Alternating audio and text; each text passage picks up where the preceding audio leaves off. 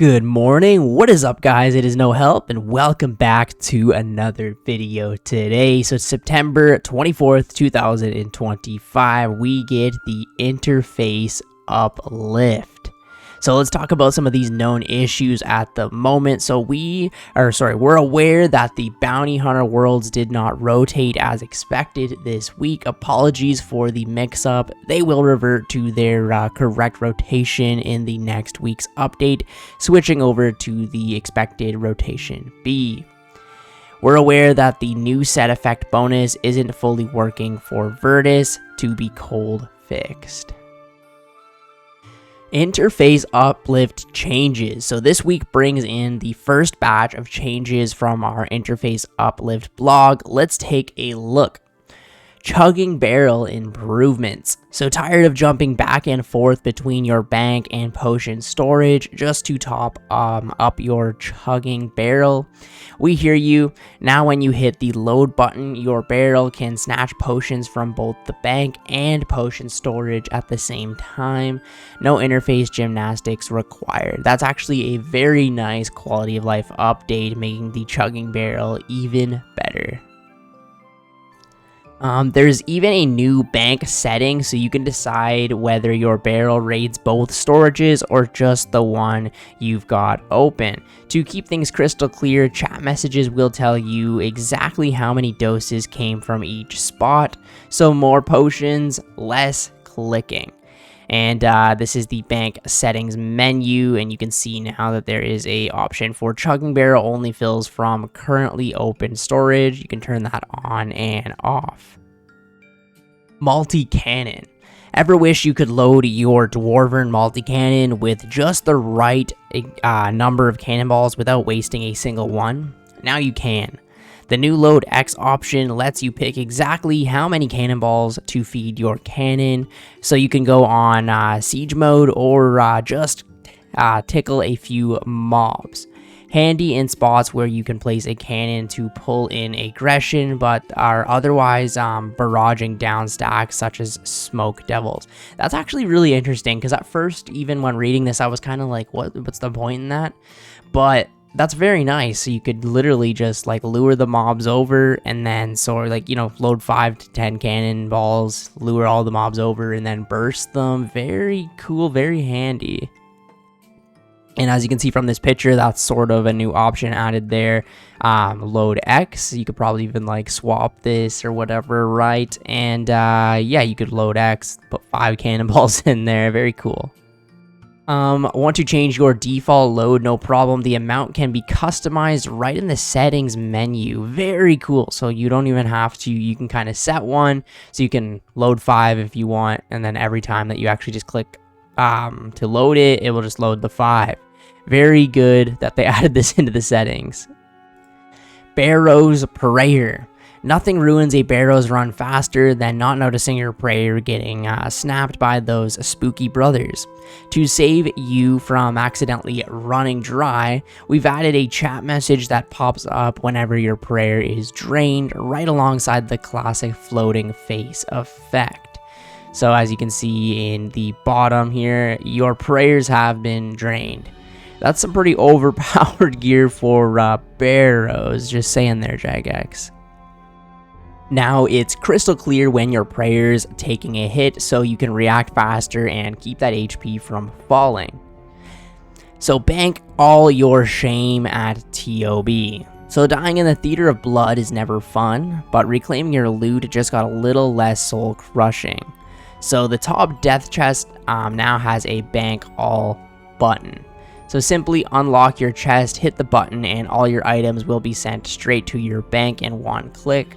Perfect for when you want to rage quit with feeling. Okay, yeah, I mean, yeah, I don't know. You could just send it right to the bank and then go back to your like kind of preset loadout thing and get them quickly. I don't know. I guess it's nice that they added that. We've got the Birdhouse seed warning. So accidentally chucking high value seeds into your fossil island birdhouses Ouch, to save your GP from flying away, we've added a toggleable warning when depositing seeds above a value you choose. Head into the settings menu and turn the warning on and set your personal threshold.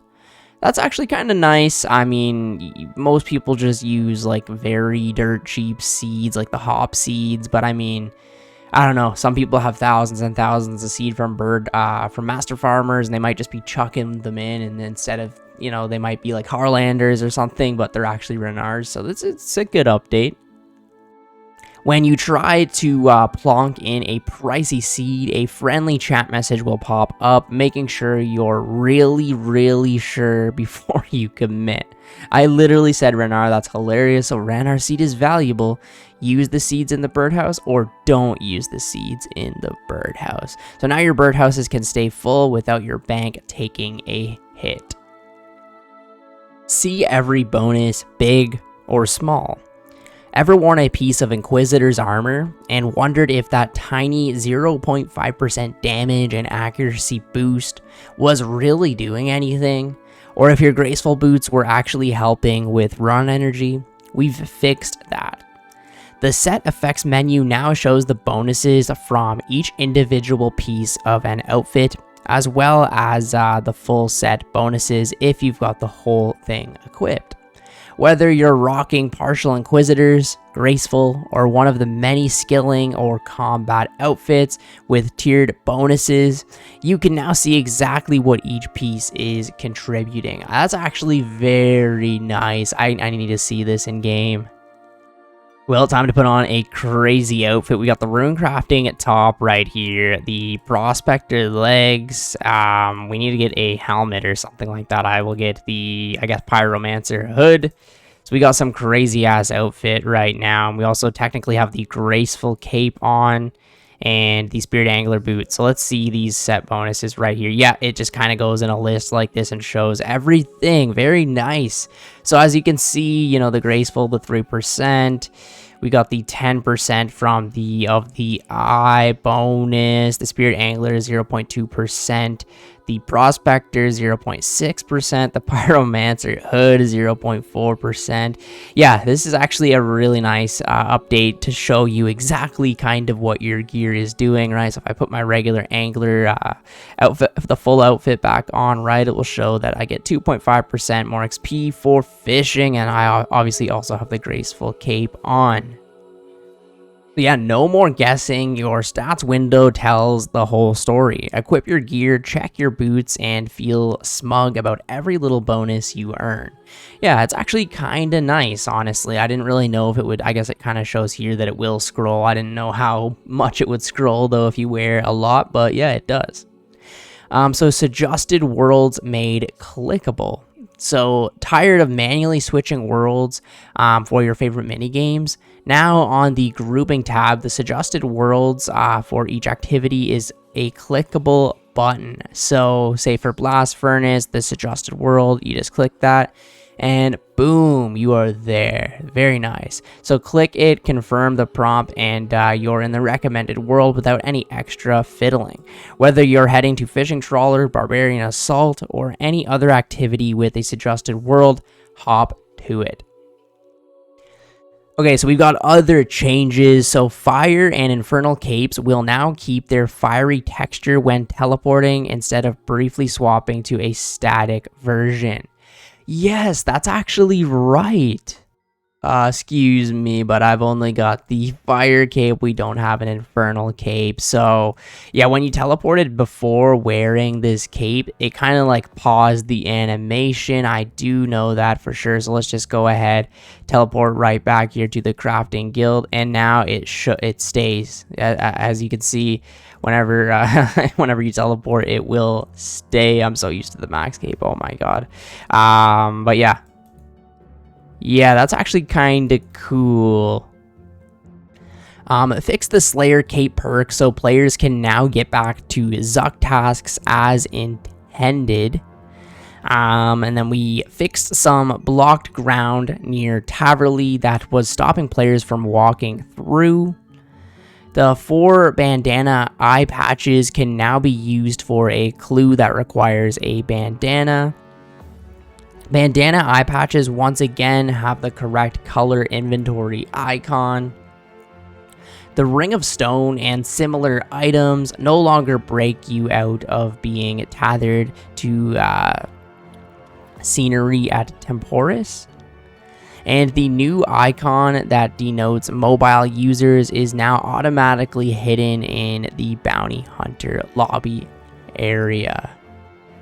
Okay, so yeah, a pretty small update overall today, but some very nice quality of life changes. We'll just quickly go over it again. Obviously, the chugging barrel improvements, very nice, especially if you have one.